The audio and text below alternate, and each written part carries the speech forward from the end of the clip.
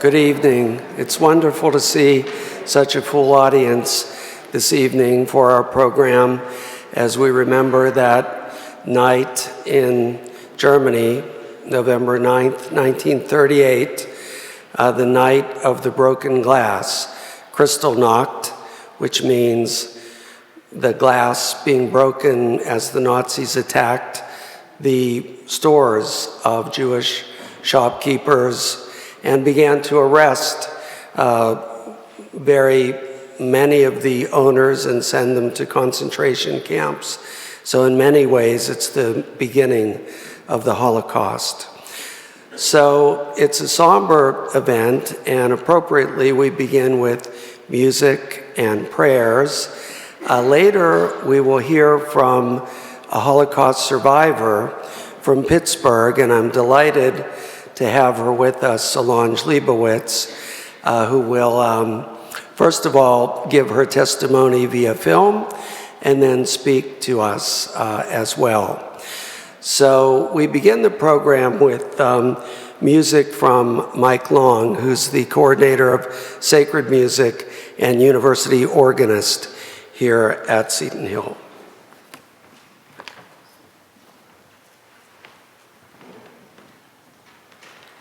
Good evening. When I was asked to participate this evening, immediately in my mind, a song had come. It's something that Cecilia and I did at the start of the pandemic online. The text, however, was more serious than the pandemic. It was found on a wall in Cologne, Germany, in 1943. Jewish children were hiding there from the Nazis, and this poem was written on the wall. I'm going to read it. I believe in the sun even when it's not shining, and I believe in love even when there's no one there. And I believe in God even when God is silent. I believe through any trial there is always a way. But sometimes in the suffering and hopeless despair, my heart cries for shelter, to know someone's there. But a voice rises within me saying, hold on, my child, I'll give you strength. I'll give you hope. Just stay a little while. I believe in the sun even when it's not shining, and I believe in love even when there's no one there, but I believe in God, even when God is silent. I believe through any trial there is always a way. May there someday be sunshine. May there someday be happiness. May there someday be peace. May there someday be love. Unknown.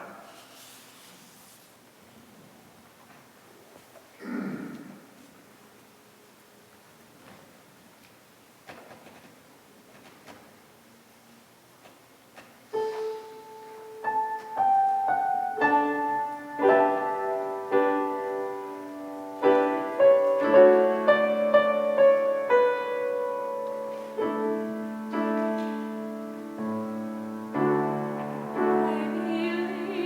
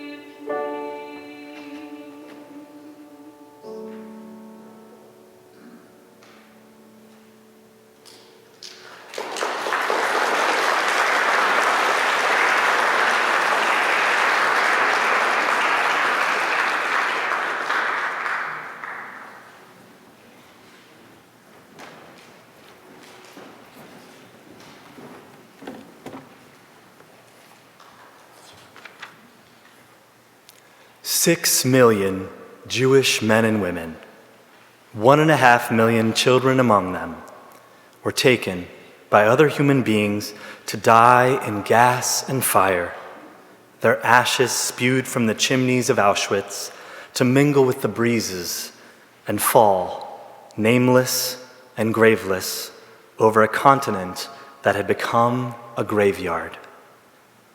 We now light a candle in memory of those victims.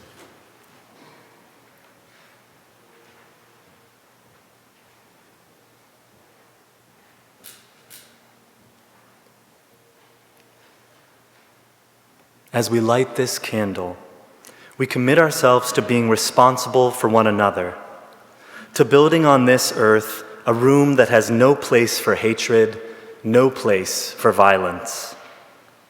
Lord, as we gather today, we pray for courage and for strength. We remember the eruption of violence on November 9th, 1938, the vicious anti-Semitism with destructive, deadly violence. We remember the terror that struck at the central institution of Jewish life when some 200 synagogues were set ablaze, desecrated, destroyed. We remember that state-organized violence became permissible, even acceptable, as 7,500 places of business were ransacked, along with many thousands of private homes. We remember that violence became more calculated and dangerous, and that more than 100 Jews were killed outright, and nearly 25,000 shipped off to concentration camps.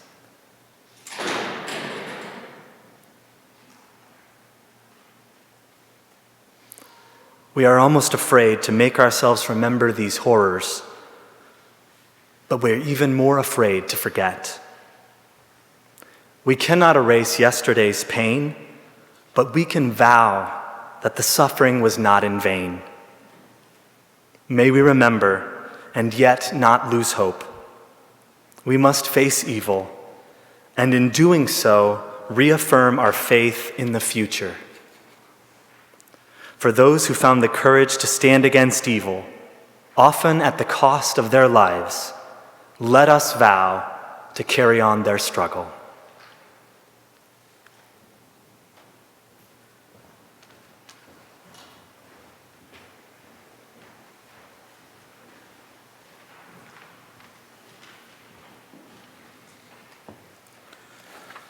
The Shema prayer proclaims the oneness of God. It's said at daybreak and nightfall. It's been on the lips of Jews for thousands of years. These words came to be the last words recited by many going to their death, including many Holocaust victims. We will say this prayer tonight along with what's called the Via Hafta, in both Hebrew and in English. I'll ask you to please rise.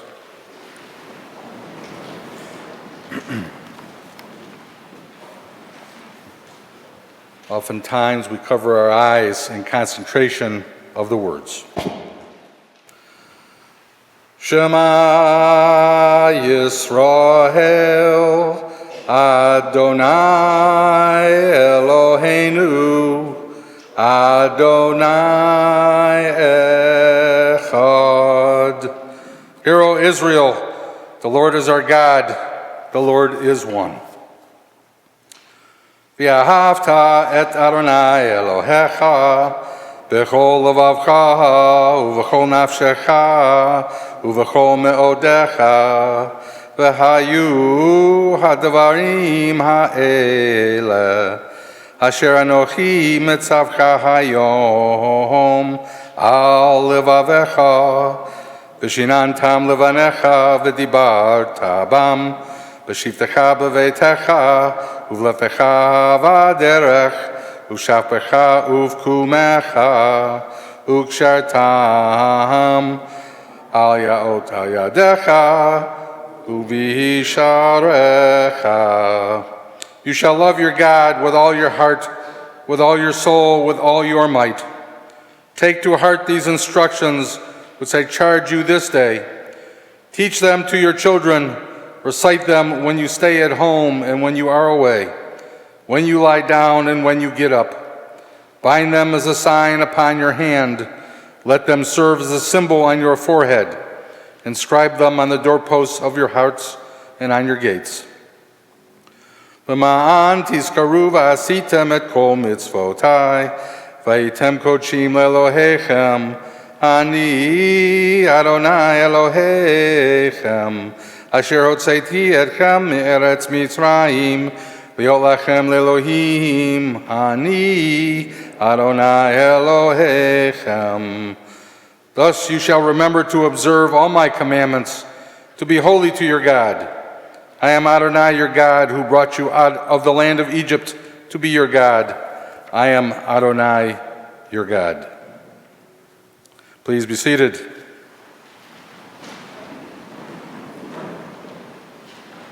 Thus says the Lord, a voice is heard in Ramah, lamentation and bitter weeping.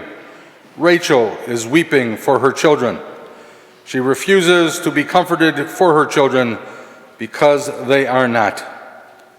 The savage, searing breath of the Holocaust was also felt by those who risked their lives to give a helping hand to their neighbors in their hours of darkness, and by those others who died for the crime of being different in a time of madness and terror.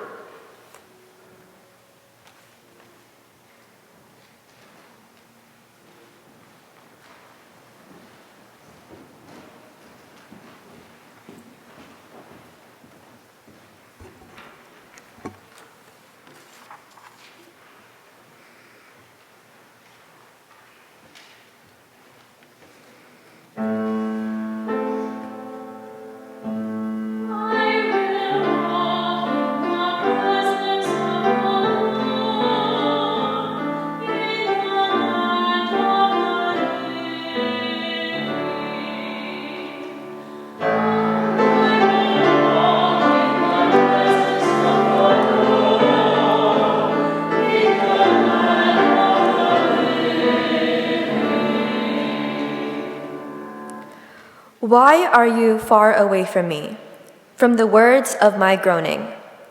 O my God, I cry by day, but you do not answer, and by night, and I find no rest.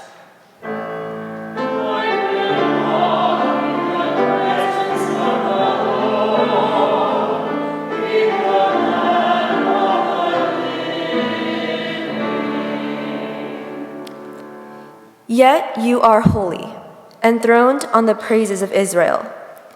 In you our ancestors trusted, and you delivered them. To you they cried, and they were saved. In you they trusted, and were not put to shame.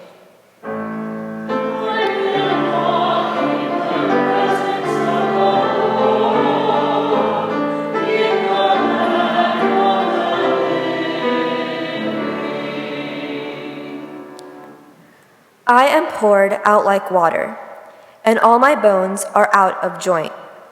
My heart is like wax. It is melted in my breast. My mouth is dried up like clay, and my tongue cleaves to my jaws. You lay me in the dust of death.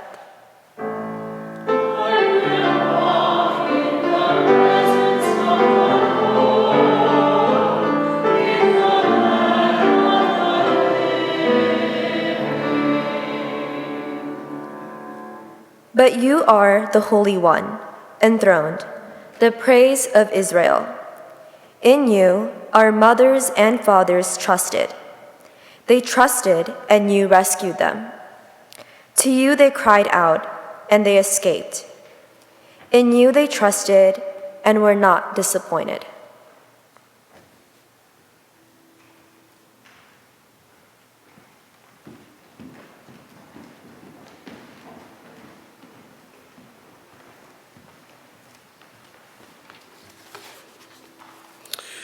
When we think about Kristallnacht and the other atrocities that the Nazis committed, we often wonder, where were the Christians What were the Christians saying and doing to protest this horrific treatment of the Jews? Many were silent. Sadly, the great majority were silent. But there were those who spoke up and who resisted.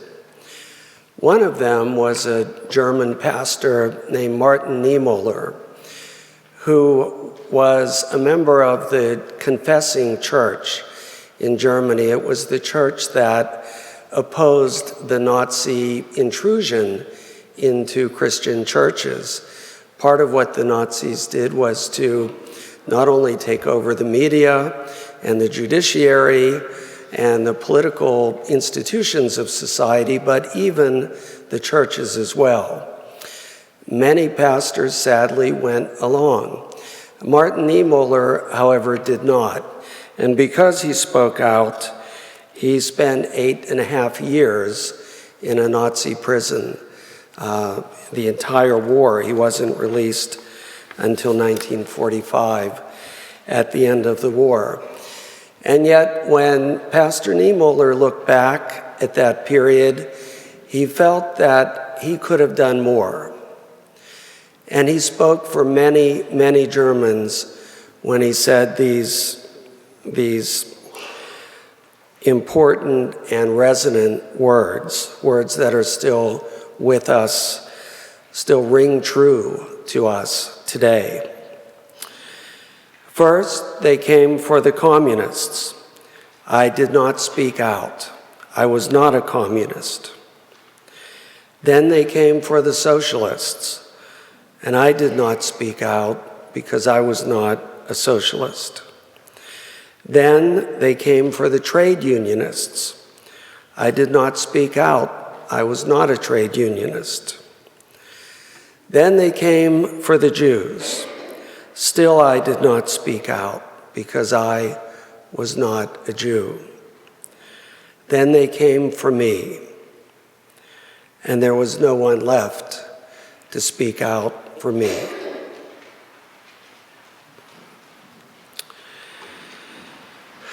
In terms of Catholic leadership during that period, again, there were Catholics who resisted. And after the war, as Catholics and Protestants, all Christians tried to come to terms with what happened, began to pledge that such a thing should never happen again. Pope John Paul spoke out. He had been a young man in Poland. Pope John Paul II had been a young man in Poland during the Nazi occupation.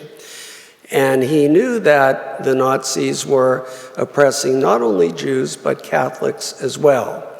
So he felt the brunt of Nazi oppression. And after the war, during his papacy, he said this: remembering the Shoah, the Holocaust, means hoping it can never happen again, and working to ensure that it will never happen again. Faced with this immeasurable suffering, we cannot remain cold. Faith teaches us that God never forsakes those who suffer persecution, but reveals himself and enlightens through them all, through all peoples, on the road to salvation. Again, those words resonate with us still today. So I want to thank our readers this evening. First of all, Tony Krzmarzick, our Director of Campus Ministry, and then Rabbi Lenny Sarko, who many of you know. I'm happy to see many of his congregants here with us this evening. Rabbi Lenny is of course, the rabbi at Congregation Emanu-el Israel here in Greensburg. And then I want to thank our reader, Esha Matthew, as well. Thank you for being here tonight. And our musical performers, Mike Long and Mike's daughter, Cecilia Long. Is it an accident that your name is Cecilia and we're here in Cecilian Hall? I don't think so. I don't think so. Cecilia knows music, that's for sure, and you have a beautiful voice. Thank you for sharing it with us this evening. Thanks to you all.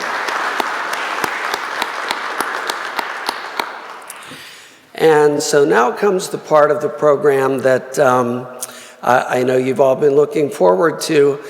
At our Holocaust Education Center here at Seton Hill.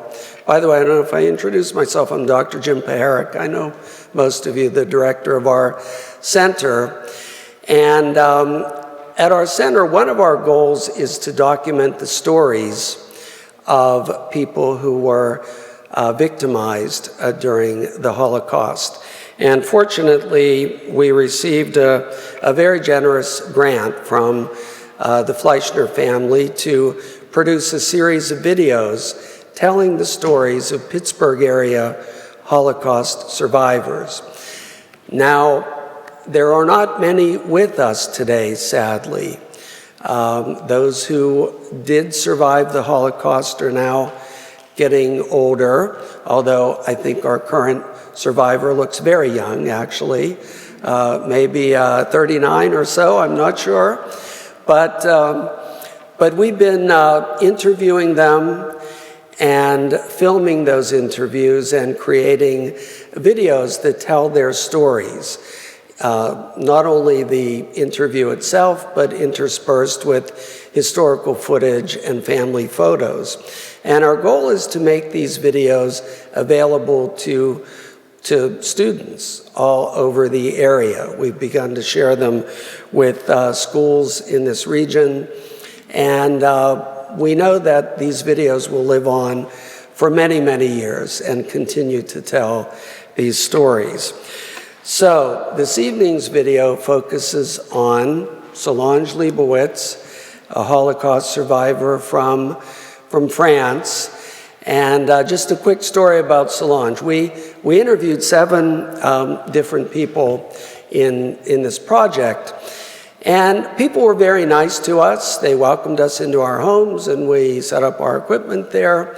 But afterwards, we said goodbye and went on our way. Solange, being French, maybe, I don't know, is the only one who said, "You must stay for lunch." So she served us a wonderful lunch with baguettes and brie cheese and grapes, and we had a wonderful time. So we've been friends ever since that day. So what we're going to do is show the video that we've made. It's about 18 minutes long, and then we'll ask Solange to come up and say a few words. So if our video is ready. Yes, Tyler, we'll begin.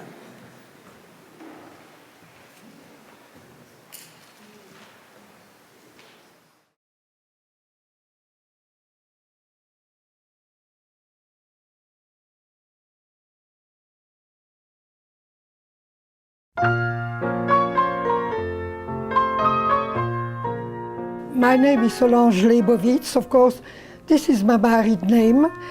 My parents came from Sziget, Transylvania, which was part at one time of the Austro-Hungarian Empire, and eventually, after the First World War, it became under Romania.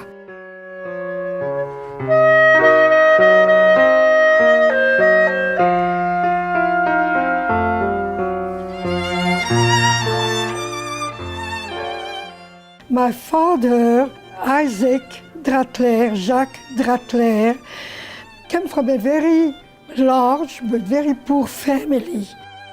His mother sent him to another city where he had an older brother, where he learned the art of making shoes and boots.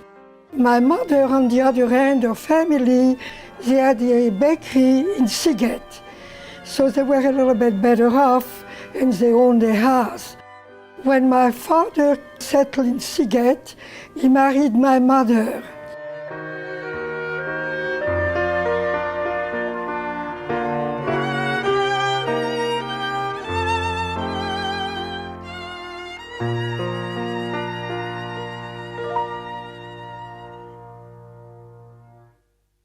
In the 1925, I think, my father and my mother decided to leave Sziget.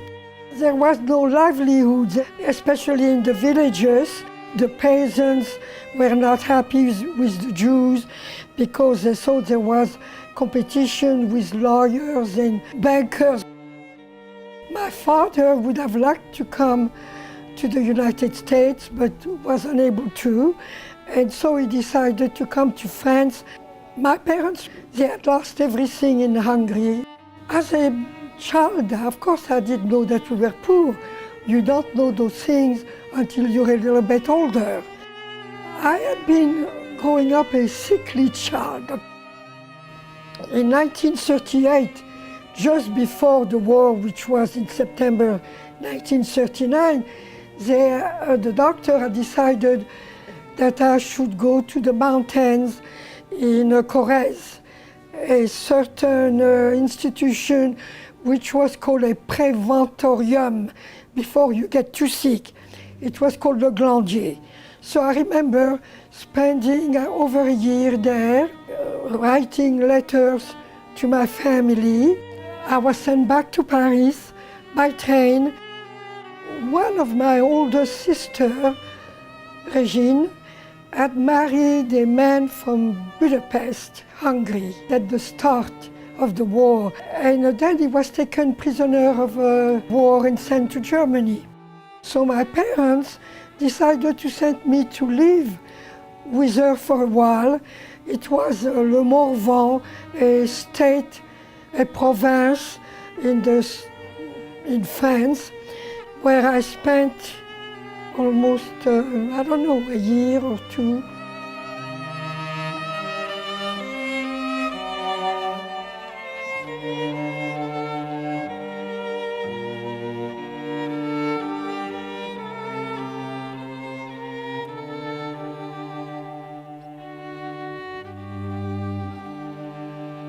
We're under the laws of the Vichy regime. We had to register as Jews, and we had to go to the 40 kilometers away to a city called Couterne, where I was given the yellow star, which I was supposed to sew on my sweater. We live in a very, very remote place away from the main village called Jeusot, Jeusot. And one day there was the big county fair, and I had the yellow star, and everybody was looking at me. But remember, I was maybe 10 or 11 years old, very, very shy, and I was very upset. So I took it off, and I said, I'm not wearing it anymore.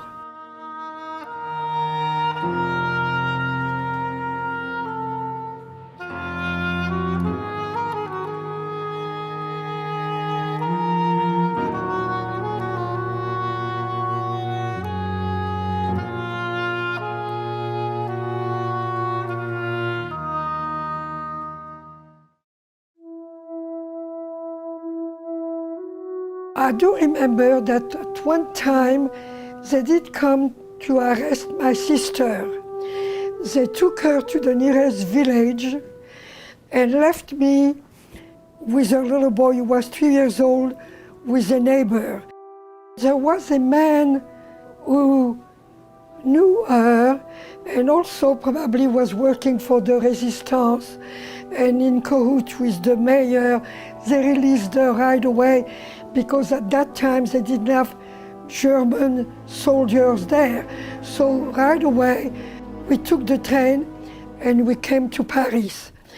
There she took me to the wife of the French Jewish director of the company. His name was Maurice Blum. His wife took me to Normandy, where she knew an older French couple, Monsieur and Madame Clément Barbier. They had a lovely house on the main road, beautiful garden. They had a pressoir. A pressoir is where they made their own cider. So all year we drank cider So I spent about 2.5 years with them until after the liberation. They sent me to school, public school, and they sent me to church every Sunday.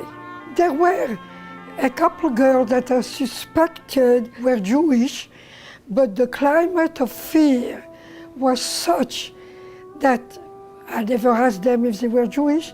They never asked me if I was Jewish, because you couldn't tell. Otherwise, the Germans were right there, and you didn't want to be arrested, and not only that, to cause arrestation to the people who took care of you. I must mention that the directrice of the school, Mademoiselle Geneviève Pitois, was very smart. I guess when she knew they were coming, she sent me to the kindergarten class to supervise. And I remember I had red hair and blue eyes, so I didn't really fit, you know, what you call the stereotype of the Jews, you know, dark hair and whatever. So at one time I did see the door open and a German soldier. He looked, he saw the small children, he saw me, red hair, and he closed the door, and that was it. So as you could see, I have been very fortunate all along. My family was left in Paris, and I didn't know what happened to them. They were happy that I was in Normandy, but they started to arrest Jews.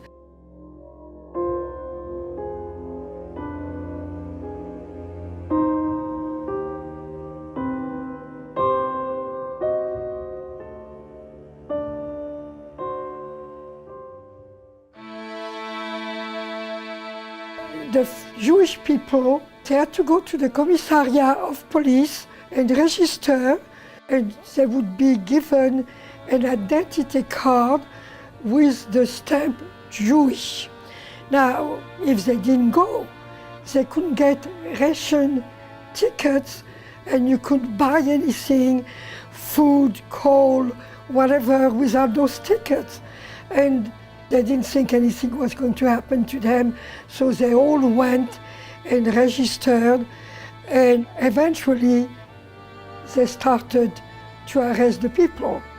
And of course, the people were not allowed to go to shop after 4 o'clock, so automatically they were home.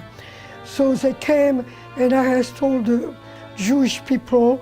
Some of them were transferred automatically to Drancy, D-R-A-N-C-Y, which was a camp outside of Paris, which was preliminary to be sent on convoys, trains, to camps, concentration camp.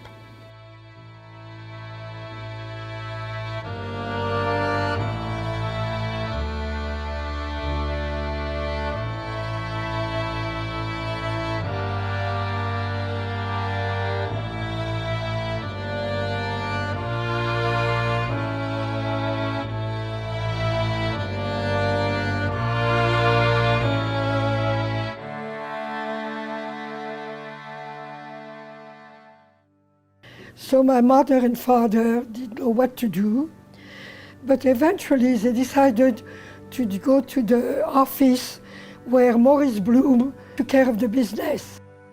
My father didn't leave right away.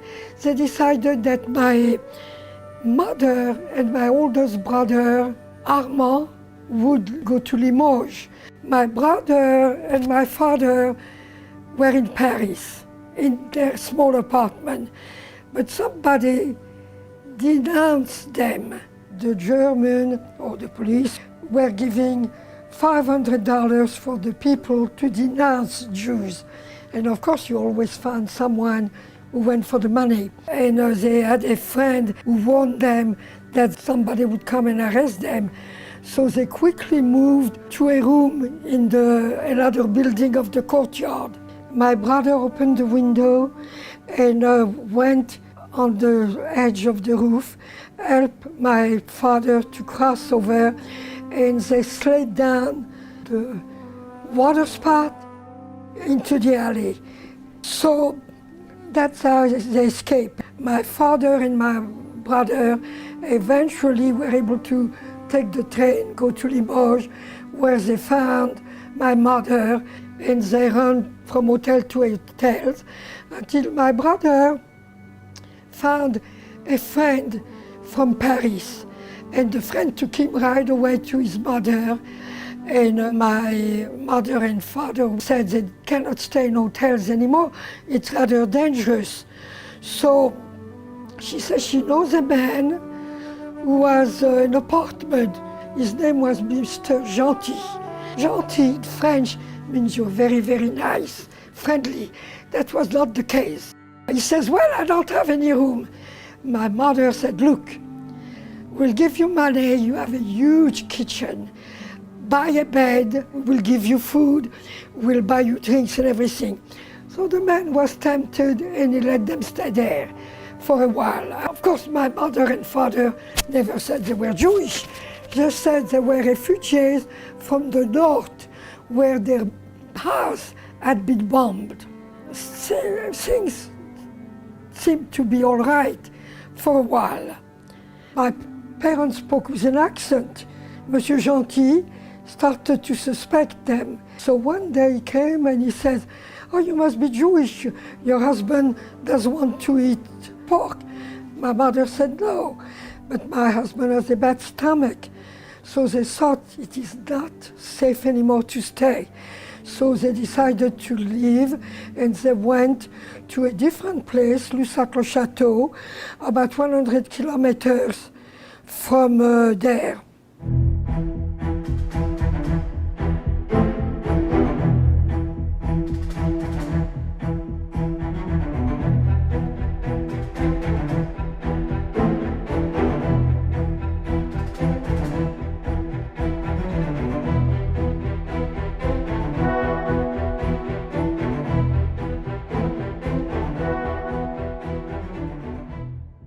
The war was going on very badly between Germany because French, most England, Australia, Canada, they all joined as allied to come and fight, on D-Day.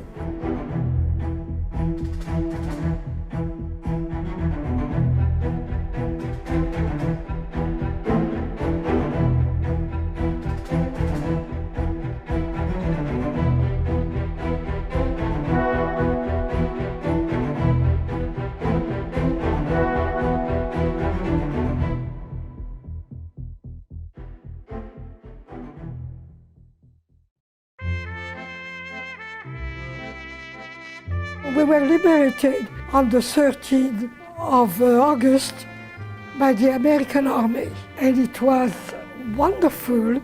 Every day I stood in front of the main road with cider to give to the convoy of American soldiers pass by. And of course, they were very generous. They threw their cigarettes, they threw their candy and everything. And I stayed with Monsieur and Madame Barbier until December because the trains were not circulating and my parents were very, very worried, not knowing what happened to me. And they had sent my brother, Armand, who walked for almost 40 kilometers, and in order to find out if I was alive. So in December 44, my father came to pick me up. And we went back to Paris.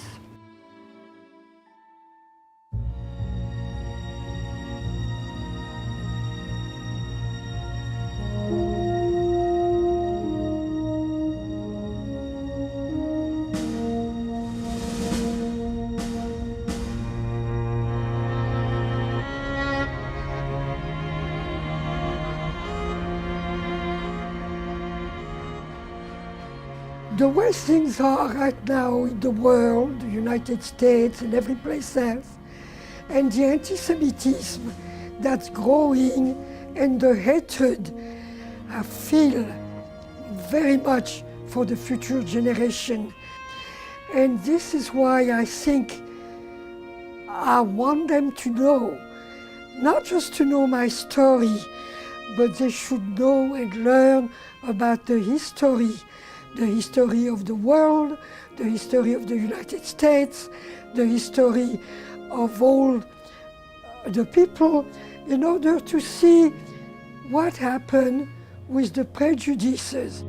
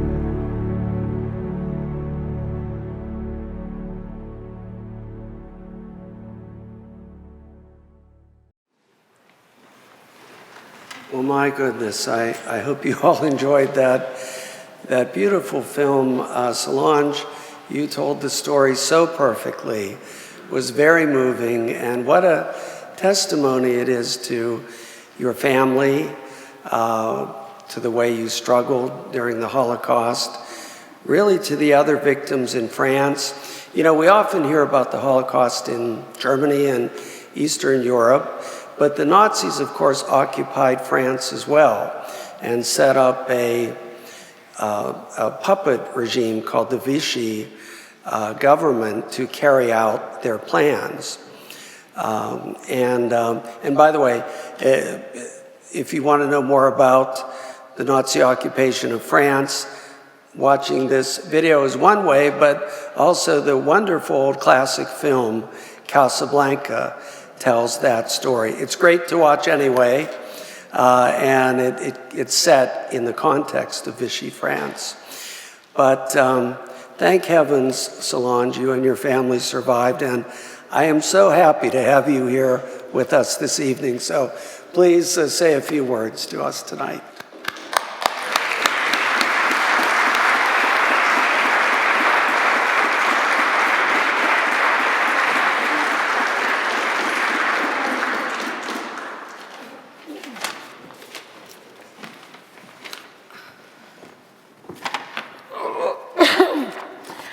First, I would like to thank Seton University, Sister Gemma Duca, and all the members responsible for the institution of a bridge between Judaism and Christianity. Over the years, I've attended a few of your Kristallnacht services, conducted always with tact and sensibility about the Holocaust. I also would like to thank all the people who took the time to come tonight to express their interest in the subject. The interview and film were well done. Thank you, Dr. James Paharik, Anna Sioko, producer David Cohen, and others for your dedication to promote remembrance. However, I would like to add that while I was well taken care in Normandy by Monsieur and Madame Barbier and older Catholic couples, my parents, brothers and sisters escaped many dangers. My brother Armand was arrested, put in jail, and then saved by the sister in the hospital in Toulouse. before joining the resistance with my brother Ludo, also on the run. And my father was arrested in Limoges the last 2 months before liberation.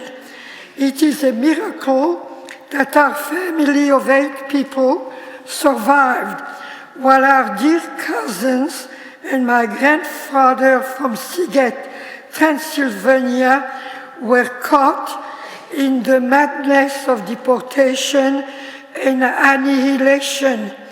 I did write the story of my family, The Court of Miracles, to be published eventually.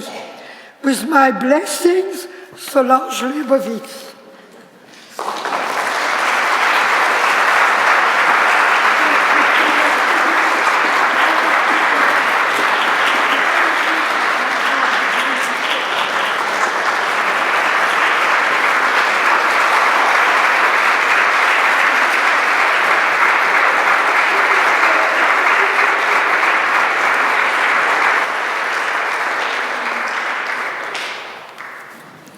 Well, Solange, thank you so much.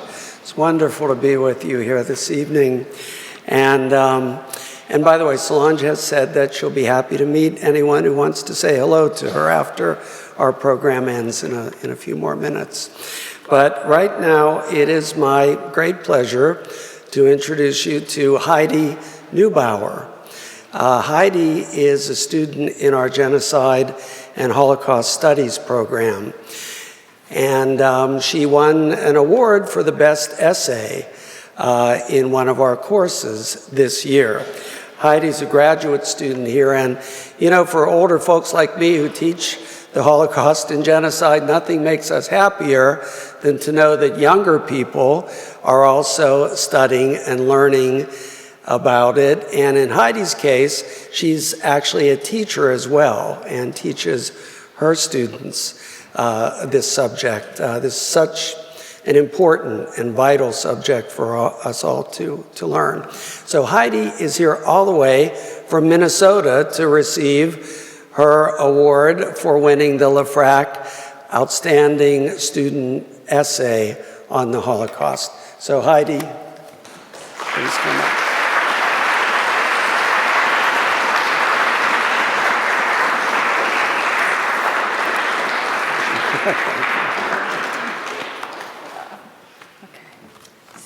Good evening, and thank you.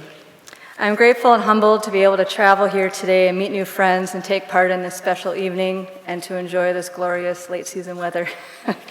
My interest in the Holocaust began in my Lutheran confirmation classes in a small town called Chisholm, Minnesota, where I grew up. It's a town to be considered part of the Iron Range, where ore mining was the driving economic force and continues to be so today.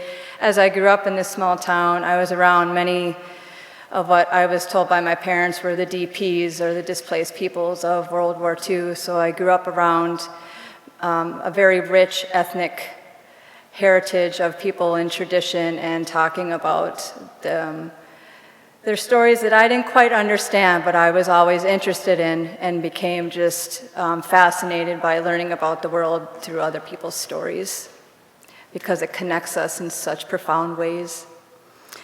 And after my confirmation classes, when we've talked about the Holocaust and persecution of the Jews and others, I just couldn't wrap my head around the idea that a group of people could be targeted in such hateful and inhumane ways. While our pastor talked of the Torah and the New Testament and the words of Luther and the words of Bonhoeffer, I began to ask myself questions about religious relationships and how myths and stories can create worlds and ideologies that can bridge or divide our common humanity. These initial questions became a catalyst for the work I continue to nurture today. For the past 12 years, my main job has been teaching composition and humanities classes to mostly community college students, mostly freshmen, some university students. And I make sure to incorporate Holocaust education into my courses because I believe it is so important to never forget what happened, and also for younger generations to understand the role of context and culture and learning about our history and current events to write about them, and to learn from first-person testimony. So I think we can all agree that our voices are very powerful. The essay I wrote last semester for Dr. Beharick's class in conjunction with the Lafrac Conference became an intersection of interest in the roots of Nazi ideology, spirituality, and religion, literature, and symbolism. So now I'm just going to give just a brief synopsis of what the paper is about.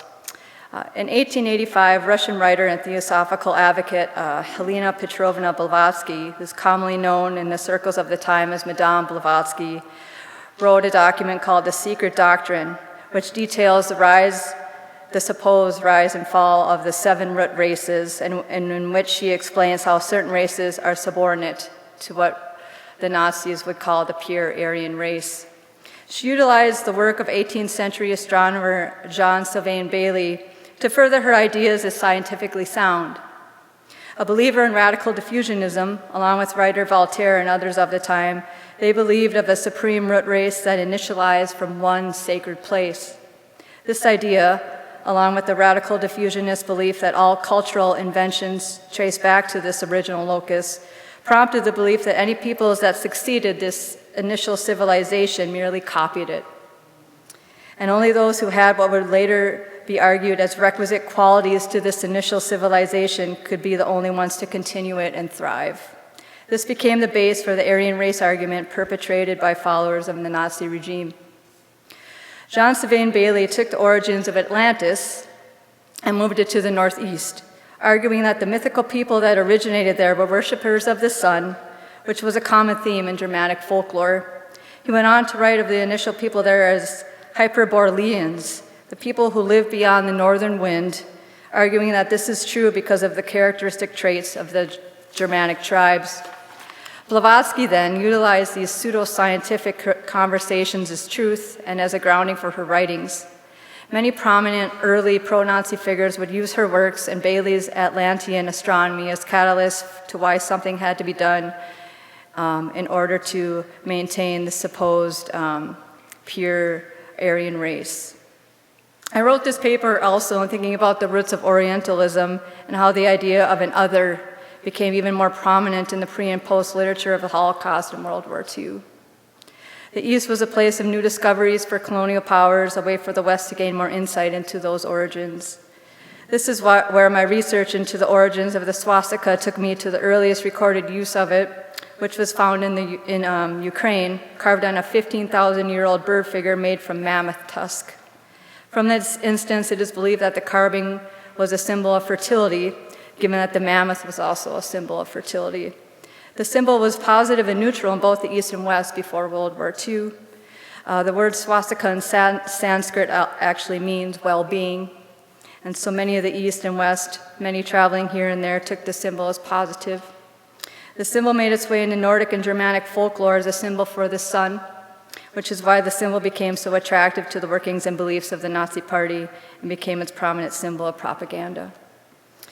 The symbolism of the swastika carries its powerful positivity today, though, in its original religious circles like Hinduism and Buddhism, which I think is a positive sign for its weight over its negative use by the Nazi Party.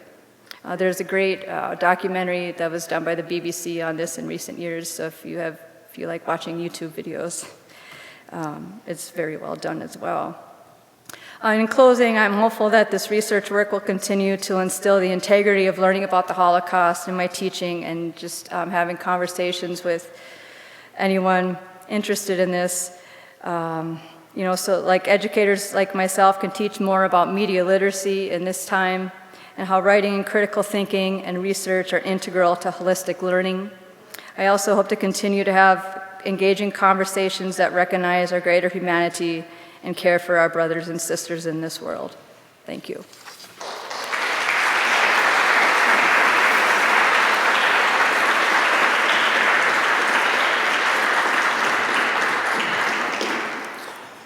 Heidi, thank you so much. It's so interesting to learn about the history of the swastika as a symbol and to know that originally it was a symbol of positivity and enlightenment and was twisted by the Nazis into a symbol of power and hatred.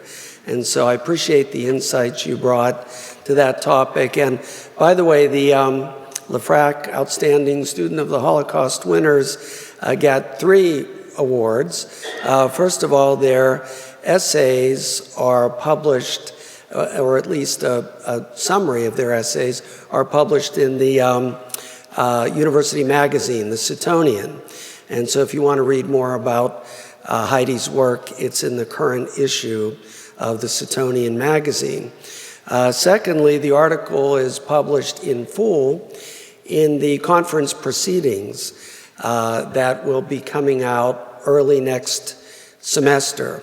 So Heidi's article appears there. She's a published author now, along with the others who presented at our conference last fall. So I'll keep you all informed about when the book signing is taking place. It'll be early in the spring semester, and you'll all be invited to join us then. And finally, there is a cash prize associated with this, a $1,000 prize, which sounds good, but I think probably Heidi used the whole prize to get here from Minnesota. I don't know. It's not easy to get from Mankato, Minnesota to Greensburg, but we'll visit you there next time. How about that? So Heidi, congratulations. And well, finally, everyone, in closing, we want to sing a song together, and it's printed in your programs. So as we go forth from this auditorium tonight, I ask that we commit ourselves to reconciliation, to peace, to shalom, to pause, salam, pace, and together, led by Cecilia, let us sing the song, "Let There Be Peace on Earth."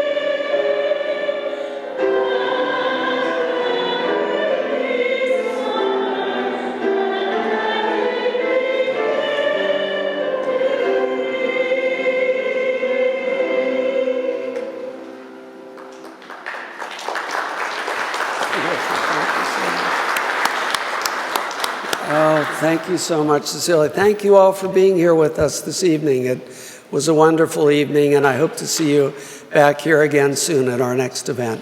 Travel home safely, everyone. Thank you.